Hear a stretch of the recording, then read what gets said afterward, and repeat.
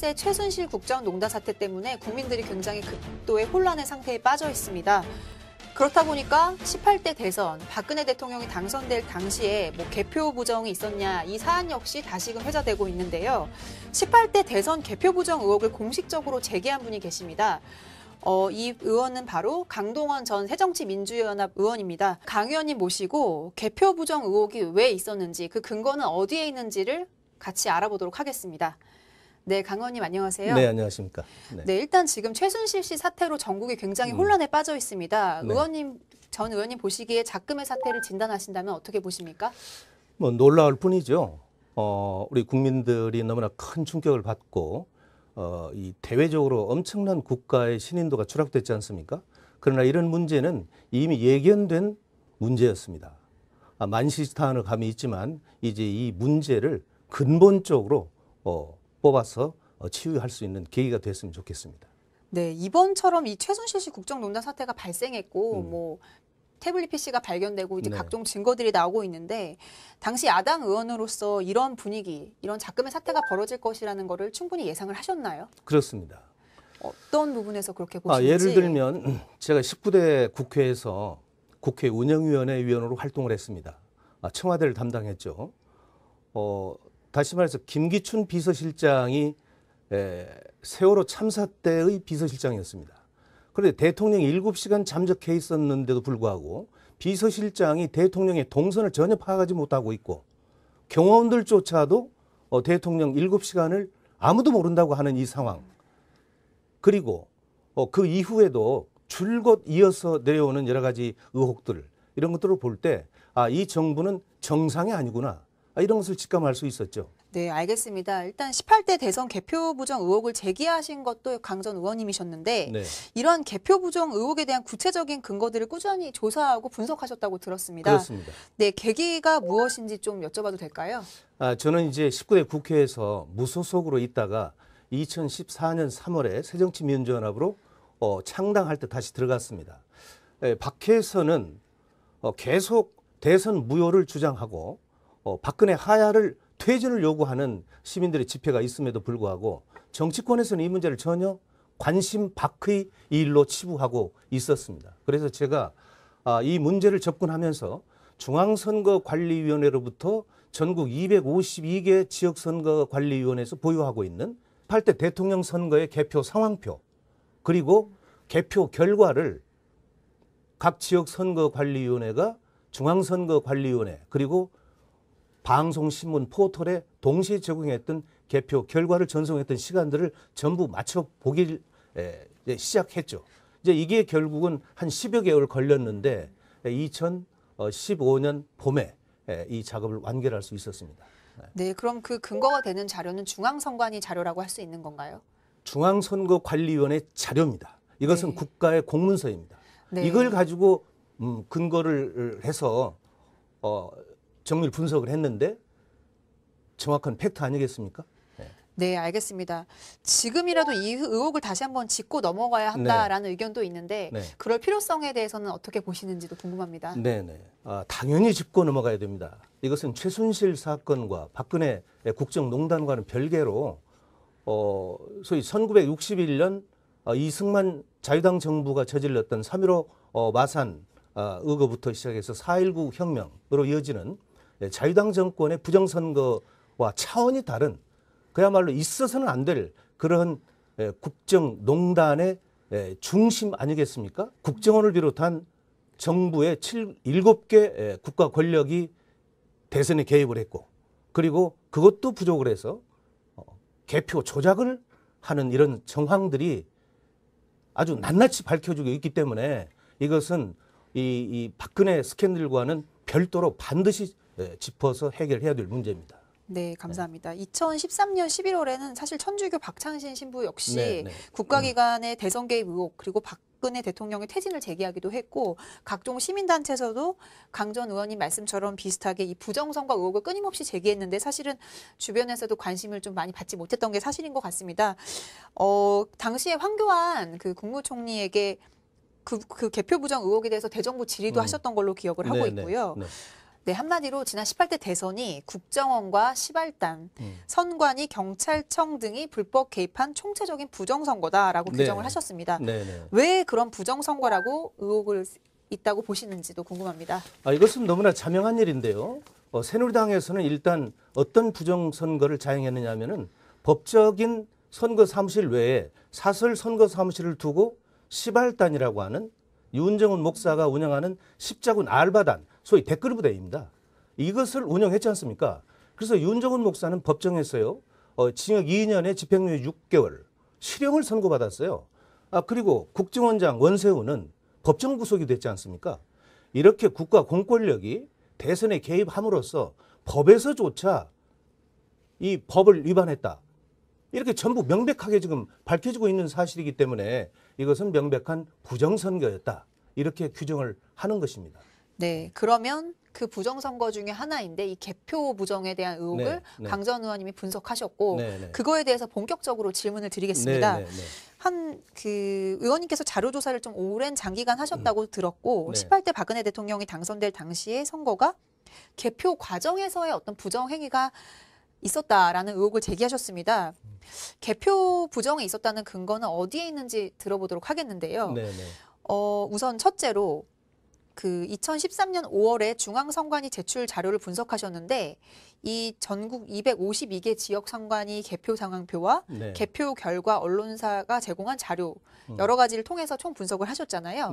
근데 제가 자료를 보니까 전국에 13,542개의 투표구 중에 약 2,900여 건의 부정 의혹이 제기됐더라고요.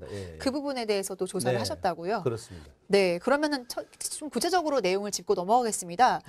투표 시간에 개표가 진행된 사례가 있다고 하는데 그게 어떤 건지 좀 구체적으로 설명해 주시겠어요? 네, 이 사례를 말씀드리기 전에 이해를 돕기 위해서 이제 투표와 개표의 그 시스템을 잠깐 좀 설명을 드리겠습니다. 투표는 아침 6시에 시작을 해서 오후 6시에 종료가 됩니다. 투표가 종료가 되면 투표소에 있는 각 정당과 중앙선거관리위원회에 내보낸 참관인들이 봉인을 하게 되죠. 그래서 봉인을 해서 이것이 개표소로 이송을 하게 됩니다. 그러면 이제 개표소에 도착을 하면 투표함이 이것을 선거관리위원장이 개표 선언을 해야 투표함이 열리는 것이죠. 그러니까 투표함이 열리면 처음에 개함부라고 해서 거기서는 이제 이 투표용지를 전부 간출해가지고 2단계로 넘깁니다. 여기서 이제 집계를 하는 거죠. 그래서 기계에다 넣어가지고 분류를 시키고 그 분류된 내용을 선거관리위원들이 일일이 다 확인을 하고 기록을 해서 발표를 하게 되는 거죠.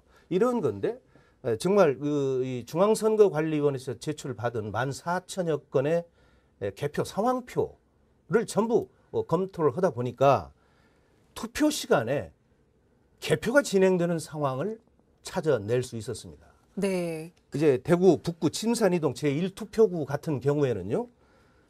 개표 개시를 오후 4시 43분에 시작을 합니다. 네, 개표 시각이 오후 4시 43분이었는데 종료는 4시 57분에 합니다. 그러면 이 시간에는요. 투표소에서 투표를 하는 시간이에요.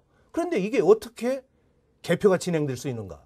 있을 수 없는 이런 얘기죠. 네, 좀 도움말을 드리면 투표소와 개표소는 다릅니다. 그리고 이 개표소에서 이제 개표를 진행을 하는데 문제는 개표가 종료되는 시각 전에 개표가 발표가 됐다는 걸 말씀하시는 거잖아요. 그러니까 현재 투표하는 시간에 개표가 진행됐다는 얘기죠. 쉽게 얘기하면.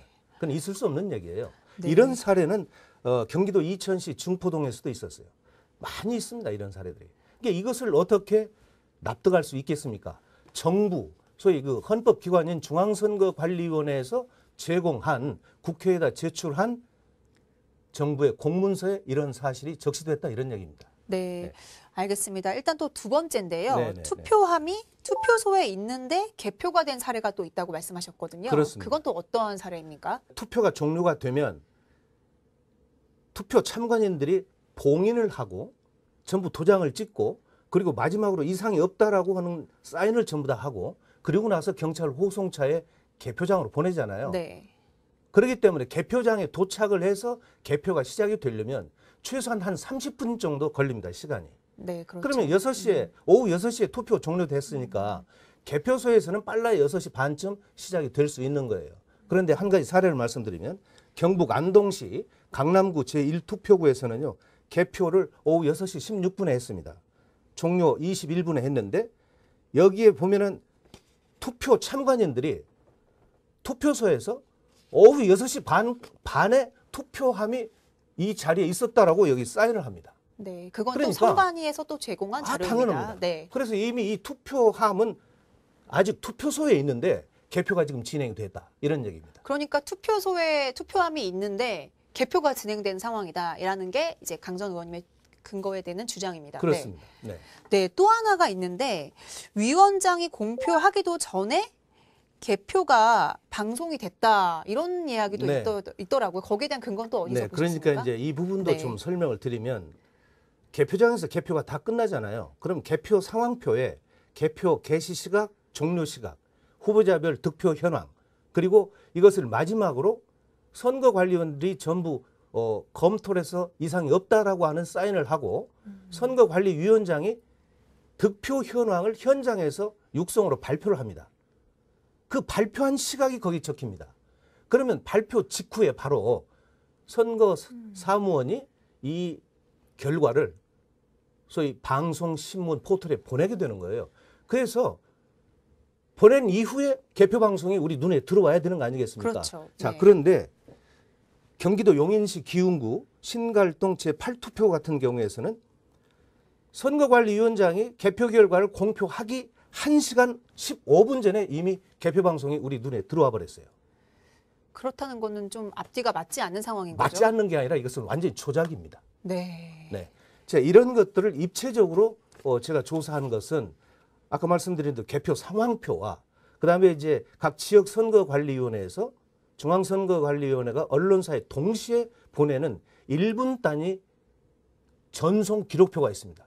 1분 단위라는 것은 매 선거구 252개 전국 모든 선거관리위원회에서 1분 단위로 계속 일단 개표 방송 나갈 수 있도록 이 전송을 해주는 그런 건데 그 전송 데이터가 전부 다 있어요. 이걸 다 맞춰보니까 1시간 15분 전에 이미 개표가 나가버렸더라. 이런 사례는 또 다른 지역에서도 많이 있어요. 네. 또 하나의 사례를 좀 봐야 되는데 네. 투표함이 열리기도 전에 개표 결과가 나왔다. 이런 사례도 발견하셨더라고요. 그렇습니다. 그러니까 이제 투표함이 투표소에서 개표소에 와 있잖아요. 개표함이 지금 투표함이 개표소에서 위원장이 함을 열으라는 명령이었기 때문에 그대로 있는 거죠. 함이 뚜껑도 안 열린 상태인데 그 함이 열려가지고 개표가 진행된 것처럼 우리 개표 방송에 들어와 버렸다. 그러니까 투표함이 열리기도 전에 개표 방송에서는 뭐 예를 들어서 A구에서 몇 표가 나왔다라는 게 방송이 되고 있었다 이 말을 하시는 거잖아요. 그렇습니다. 예를 들면 강원도 춘천시 동래면 제1투표구 사례인데요. 개표를 밤 9시 14분에 했습니다. 개표 종료가 밤 9시 24분에 종료가 됐어요. 그리고 개표 결과를 공표하는 시각이 최소한도 종료 시각인 21시 24분 이후에 그렇죠. 선거관리위원장이 발표를 해야 그러니까 되잖아요. 모든 게 개표가 되고 나서 이제 네, 돼야 되는 게 그런데 정상적인데 개표 결과를 몇 시에 발표를 했냐면은 7시 40분에 발표를 했어요. 그러니까 함은 멀쩡하게 있는데 지금 개표 방송 이 위원장이 이미 발표를 해버린 거예요. 자, 이렇게 되다 보니까 언론사의 이 데이터는 9시 42분에 전송이 돼버리는 거예요. 그러니까 함은 그대로 있는데 위원장이 발표를 하고 그 발표한 데이터가 우리 개표 방송에 우리 국민들 시선으로 보내졌다. 네, 있을 수 없는 얘기죠. 그런데 이와 관련해서 새정치민주연합 조사특위가 제기했는데 네. 그 전자개표기에 문제가 있지 않냐 해서 이 대선 부정 의혹을 제기했는데 이거는 전혀 다른 개표 부정 상황인 거네요. 그렇습니다. 전혀 다른 주장. 그러니까 전자개표기로 인한 부정 사례는 인터넷에 많이 지금 돌고 있는데 자, 그러니까 네. 제가 좀 부연 설명을 해드리면 네. 2012년 12월 19일 날 18대 대통령 선거가 있었지 않습니까? 네. 그리고 나서 그날 밤 8시 40분경에 방송 3사에서는 박근혜 당선 유력이라고 나가버리잖아요. 네. 자, 이러고 나서 박근혜가 당선됐다고 중앙선거관리원에서 발표를 했습니다. 네. 자, 그런데 이것을 지켜보는 모든 시민들, 이것은 뭐가 이상하다. 그래가지고 결국은 1월 4일 날 대통령 선거 무효 소송을 제기하기에 이르는 거죠. 그럼에도 불구하고 지금 근 4년이 다 돼가는데 이 대법원에서 6개월 이내에 모든 심리를 끝내도록 돼 있음에도 불구하고 4년이 다 가도록 이걸 심리조차 하지 않고 있다. 이제 이런 내용인데요. 이 과정에서 당시에 문재인 후보를 이 후보로 내세웠던 당시에 그 민주당이죠. 민주당에서는 2013년 1월 달에 당 내에 18대 대선 부정선거 진상 특위를 구성을 합니다. 네. 구성을 했는데 이분들은 제가 가지고 있는 이 자료를 전부 중앙선거관리위원회로부터 받았음에도 불구하고 이 구체적인 상황을 발견하지 못하고 단순한 전자개표기에 문제가 있다라고 하는 쪽으로 의견을 모아버렸어요. 그러다 보니까 중앙선거관리위원회에서 자, 그러면 우리가 이 시연을 한번 해보자. 그래서 국회에 와가지고 네. 이 언론사들이 전부 지켜보는, 우리 언론인들이 다 지켜보는 과정에서 시연을 했는데 이상이 없잖아요. 그렇죠. 그러니까 그걸로 다 덮어버리는 거예요.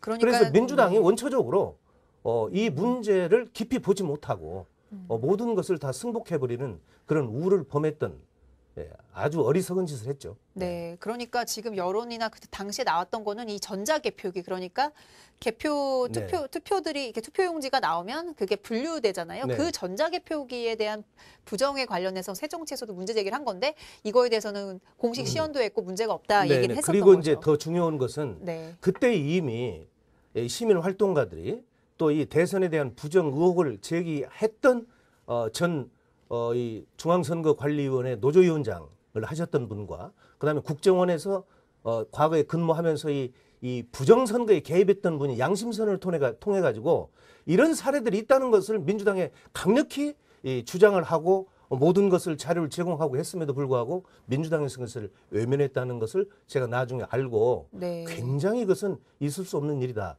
그래서 제가 이 문제를 다시 들고 일어나서 마지막에 국회에서까지 공론화 시켰다는 겁니다. 네, 알겠습니다. 일단 네. 일각에서 그 부분은 짚어봐야 되는 게 네. 일각에서는 이 전자개표기에 대해서만 포커스가 맞춰져 있다 보니까 네, 네. 사실은 이 그 투표소, 그러니까 대선이 치러질 당시에 보면은 여야 그 위원들이 균등하게 구성되어 있고 모든 사람들이 보는 상황에서 과연 이런 개표 부정이 있는다는 게 상식적으로 말이 되냐 이런 식으로 의혹을 제기하잖아요. 당시 개표 상황표나 이제 이런 그러니까요. 것들을. 네. 일반적으로 이렇게 얘기를 합니다.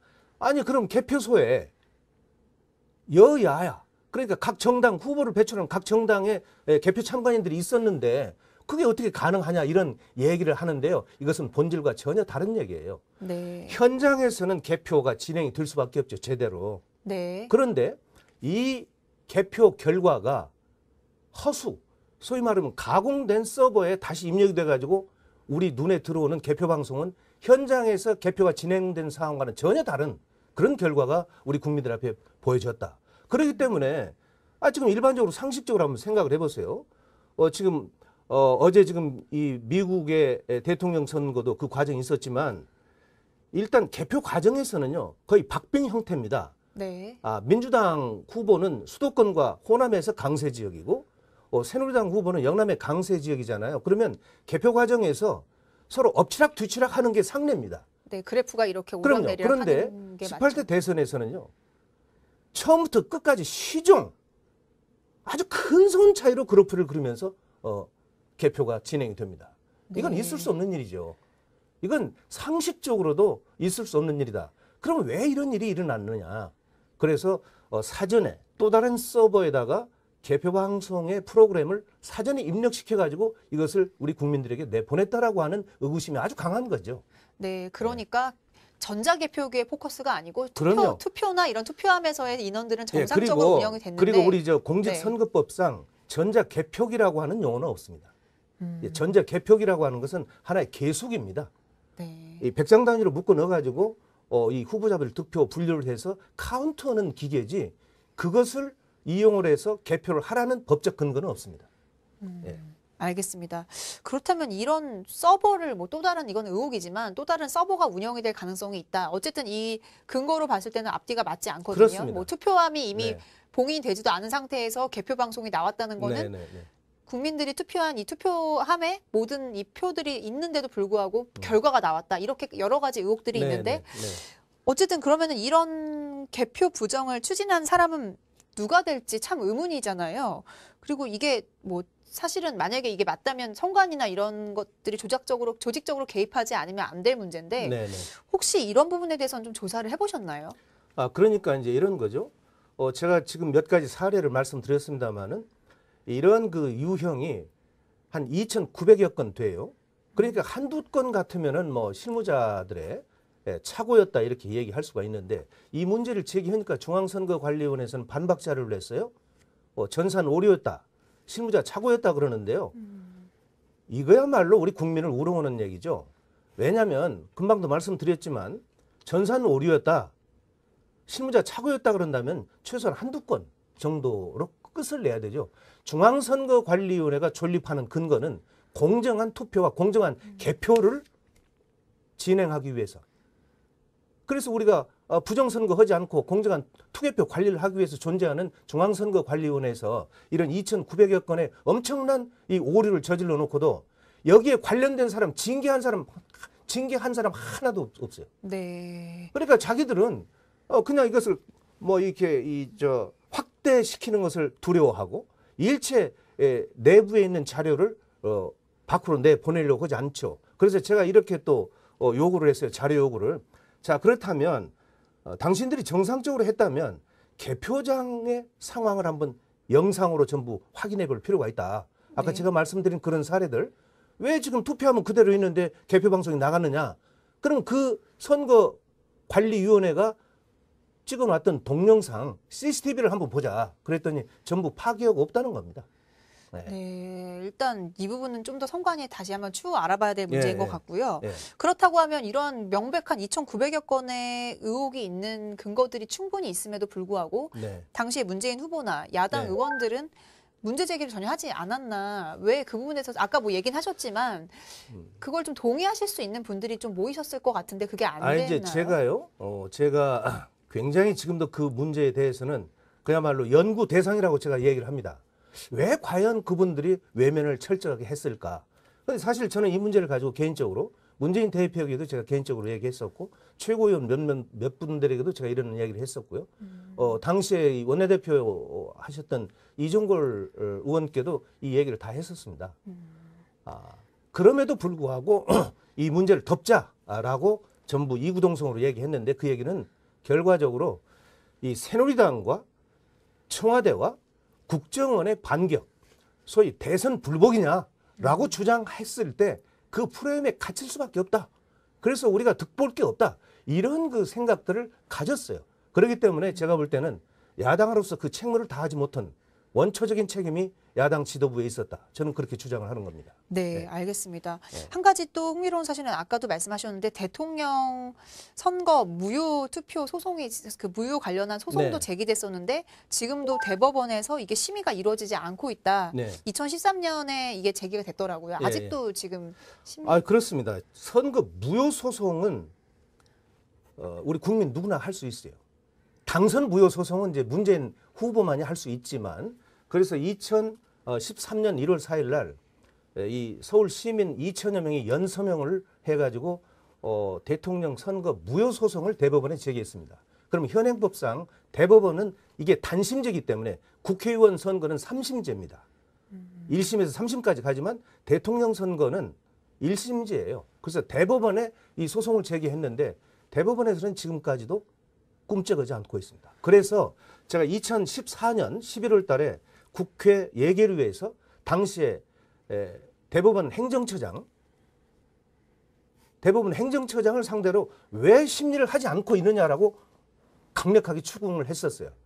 그런데 그 당시에 이 박병대 행정처장이 지금 심리를 하려고 하고 있다. 뭐 이런 정도로 답변을 했거든요.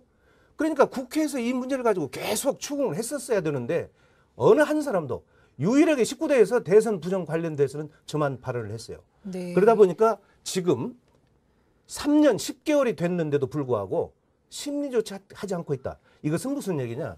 대법원 자체도 이미 권력의 신여가 다 돼버렸다. 박근혜 신여 아니겠습니까? 또 있어요. 네. 2013년 7월 달에 지금 형사소송법으로 내란죄와 국헌문란죄를 걸어가지고 이명박, 박근혜 그 당시에 뭐 중앙선거관리위원장부터 9사람 이 국정원의 댓글력 김하영까지 해서 9명을 내란죄, 국헌문란죄로 형사 소추를 해놨는데 이것도 대법원에서 일체 지금 심리를 안고 있어요. 그리고 이 문제를 우리 국민들이 거의 몰라요. 그런데 2013년 1월부터 현재까지 매주 토요일 날 광화문에서 박근혜 퇴진, 18대 대선 무효, 박근혜 퇴진을 외치는 시민들이 매주 집회를 하고 있습니다. 지금도 있다는 지금도 말씀. 계속 하고 있어요. 네. 한 주도 안 걸렸습니다. 이번 주가 아마 150주째 될 겁니다. 그런데 네.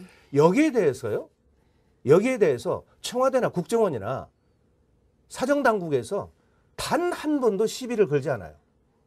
참 그거는 아이러니한 부분이 있네요. 그렇습니다. 사실은 뭐 어버이연합이나 뭐 여러 가지 잡아가면 있었잖아요. 도로교통법 위반으로 잡아간 경우는 있었지만 네. 뭐 허위사실 유포다, 명예훼손이다 이렇게 해서 걸질 않아요. 우선 저도 그렇게 걸질 않으니까. 네. 알겠습니다. 그래서 어쨌든 이러한 뭐 어떠한 의혹이 지금 제기가 된 건데요. 투표소에 그래서 수개표를 해야 된다라고 네네. 하셔서 이 법안도 입법 예고하셨다고 하는데 뭐 이건 어떻게 이제 제가 그동안에 네. 이 문제를 집착하면서 우리 대한민국의 이 선거 시스템이 이렇게 가서는 안 되겠다. 소련의 스탈린이 과거에 이렇게 얘기를 했어요. 투표는 국민이 하지만 개표는 권력자가 한다. 그 얘기는 투표는 그냥 형식적으로 국민에게 시키지만 개표는 권력자들이 자기들 마음대로 조작을 해서 가져가겠다. 이런 거 아니겠습니까? 아니겠어요? 그런데 이런 이 구소련 시절에 있었던 일들이 우리 대한민국에서 현재 벌어지고 있다. 그래서 이것을 제도적으로 법을 개정해서 막아야 되겠다라고 한 것이 저의 생각이었어요. 그래서 제가 국회에서 이 공직선거법, 대통령 선거법을 이 개정하기 위해서 2차례의 토론을 했고요. 그리고 거기에서 얻어지는 결과가 뭐냐? 투표소에서 수개표를 해버리자. 지금까지는 투표를 하면 투표함이 개표소로 와서 개표장에서 개표를 했는데 투표소에서 바로 개표를 하게 되면 여러 가지 이점이 있습니다. 우선 네. 투표함이 이동을 안 하기 때문에 이동 과정에서의 부정이 없어질 수 있고 시간이 절약될 수 있고 비용이 절약이 됩니다. 그리고 참관인이 투표 참관인들이 직접 그 자리에서 개표 참관인으로 전환을 시켜버려가지고 사방에 CCTV 다 놓고 개표를 진행시키면 네. 개표 부정이 있을 수가 없어요.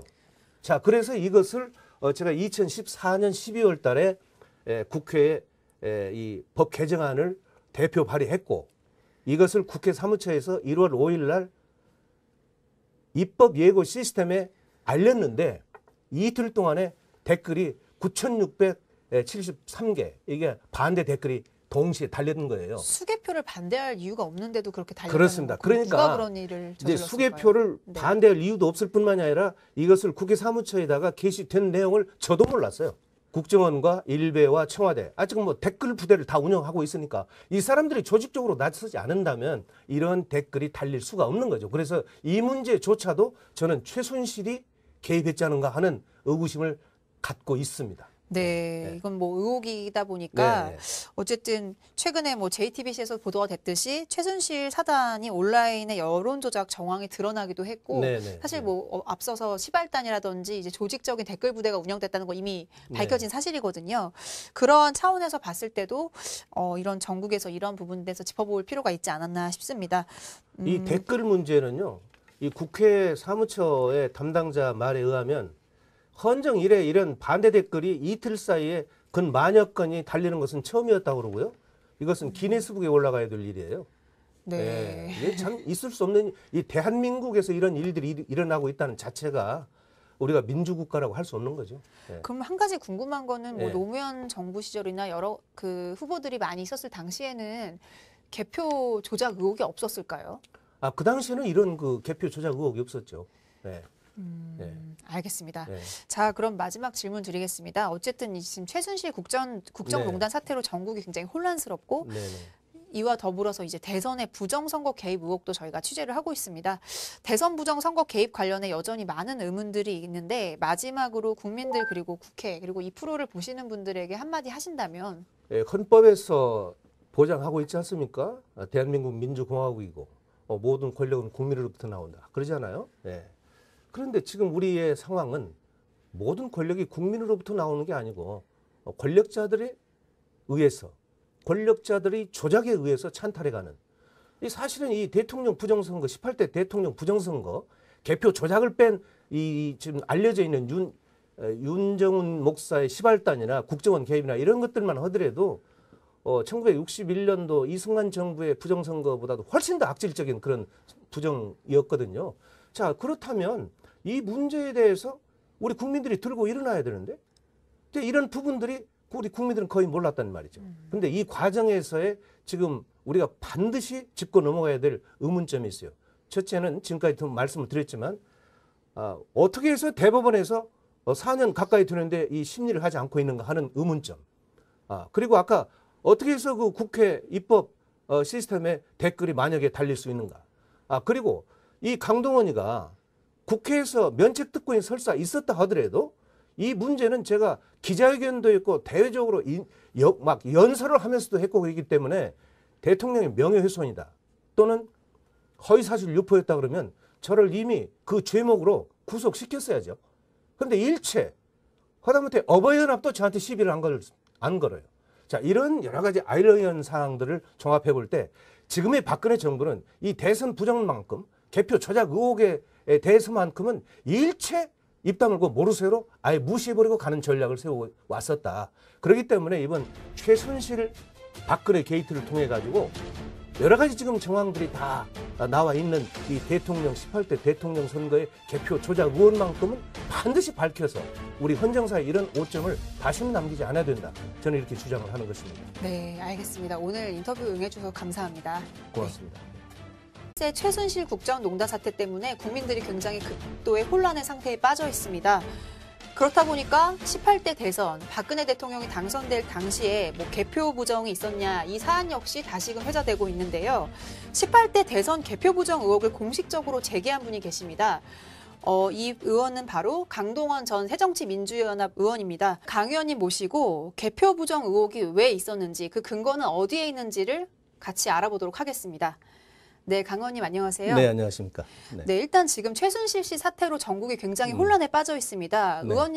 전 의원님 보시기에 작금의 사태를 진단하신다면 어떻게 보십니까? 뭐 놀라울 뿐이죠. 우리 국민들이 너무나 큰 충격을 받고 이 대외적으로 엄청난 국가의 신인도가 추락됐지 않습니까? 그러나 이런 문제는 이미 예견된 문제였습니다.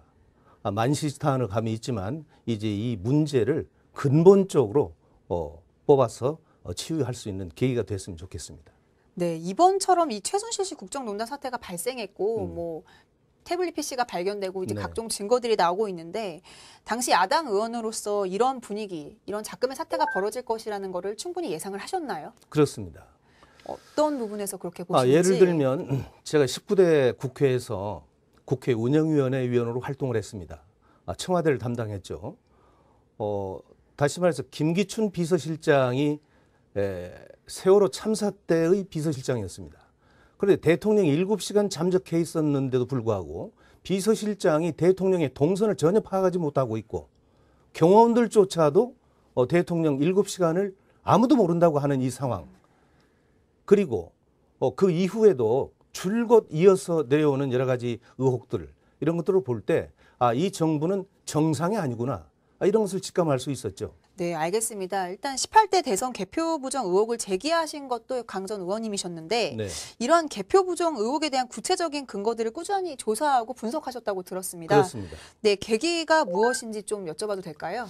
저는 이제 19대 국회에서 무소속으로 있다가 2014년 3월에 새정치민주연합으로 창당할 때에 이해를 돕기 위해서 이제 투표와 개표의 그 시스템을 잠깐 좀 설명을 드리겠습니다.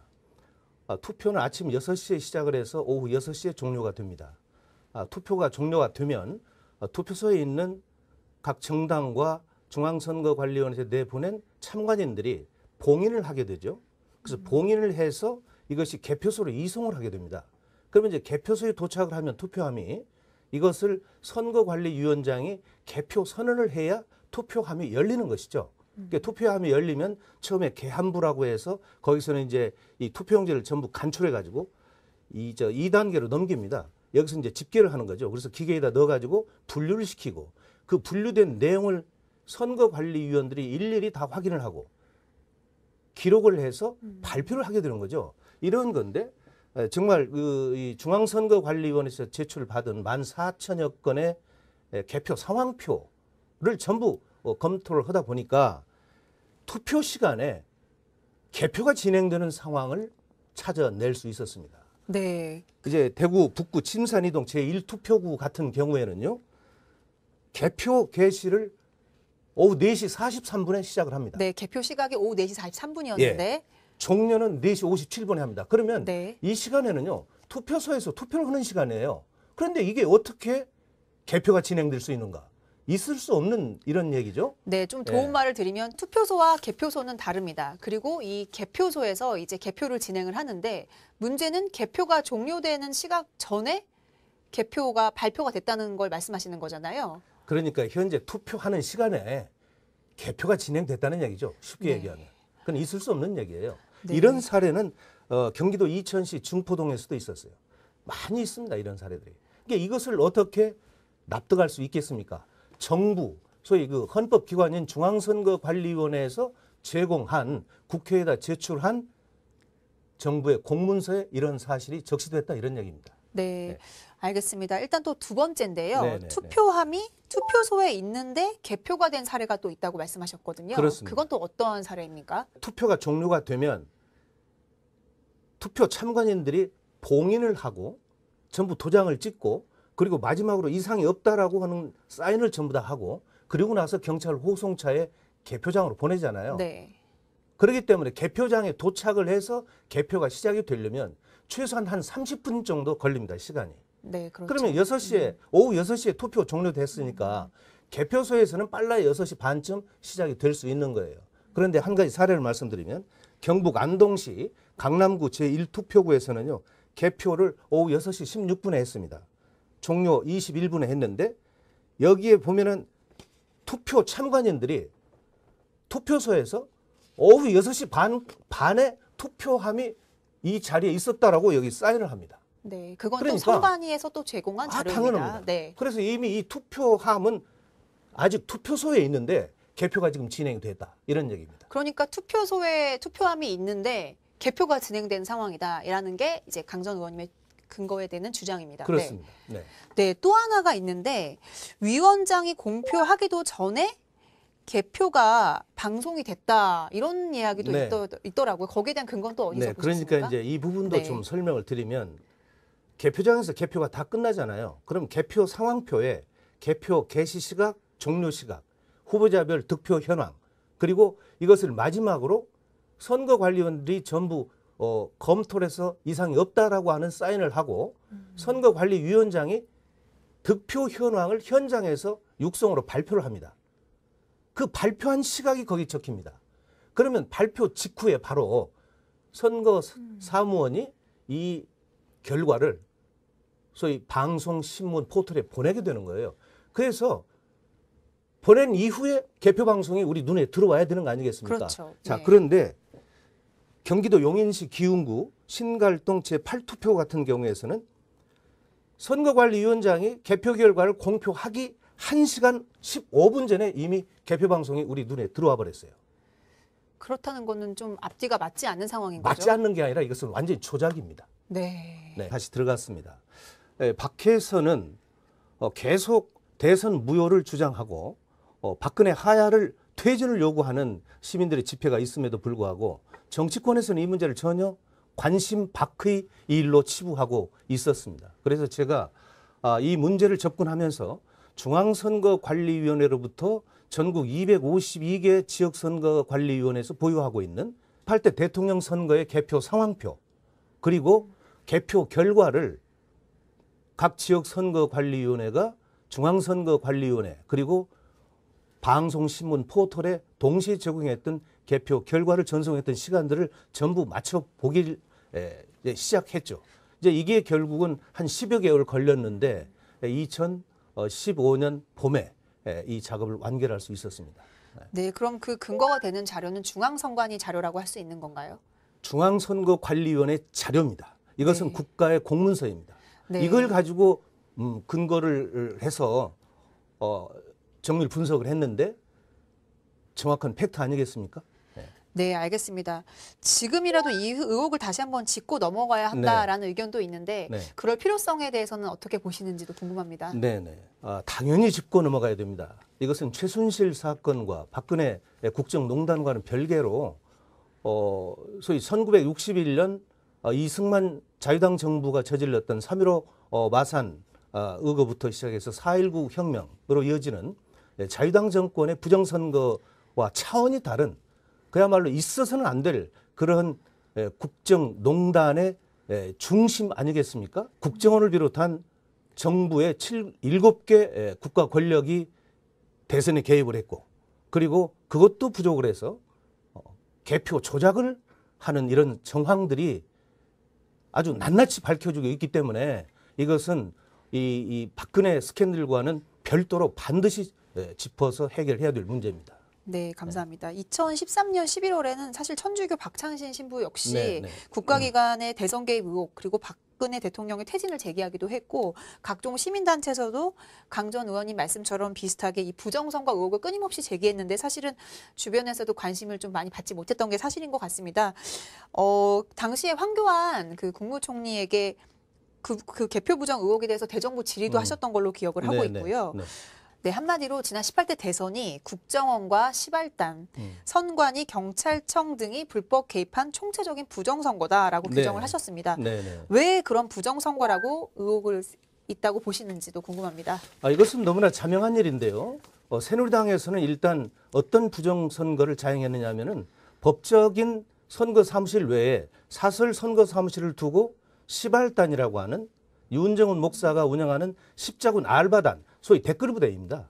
이것을 운영했지 않습니까? 그래서 윤정훈 목사는 법정에서요. 징역 2년에 집행유예 6개월, 실형을 선고받았어요. 그리고 국정원장 원세훈은 법정 구속이 됐지 않습니까?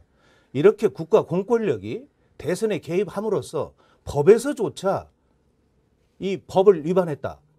이렇게 전부 명백하게 지금 밝혀지고 있는 사실이기 때문에 이것은 명백한 부정선거였다. 이렇게 규정을 하는 것입니다. 네, 그러면 그 부정선거 중에 하나인데 이 개표 부정에 대한 의혹을 강 전 의원님이 분석하셨고 그거에 대해서 본격적으로 질문을 드리겠습니다. 그 의원님께서 자료조사를 좀 오랜 장기간 하셨다고 들었고 18대 박근혜 대통령이 당선될 당시의 선거가 개표 과정에서의 어떤 부정행위가 있었다라는 의혹을 제기하셨습니다. 개표 부정에 있었다는 근거는 어디에 있는지 들어보도록 하겠는데요. 우선 첫째로 그 2013년 5월에 중앙선관위 제출 자료를 분석하셨는데 이 전국 252개 지역선관위 개표 상황표와 개표 결과 언론사가 제공한 자료 여러 가지를 통해서 총 분석을 하셨잖아요. 근데 제가 자료를 보니까 전국에 13,542개의 투표구 중에 약 2,900여 건의 부정 의혹이 제기됐더라고요. 그 부분에 대해서도 조사를 하셨다고요. 그렇습니다. 네, 그러면은 좀 구체적으로 내용을 짚고 넘어가겠습니다. 투표 시간에 개표가 진행된 사례가 있다고 하는데 그게 어떤 건지 좀 구체적으로 설명해 주시겠어요? 네, 이 사례를 말씀드리기 전에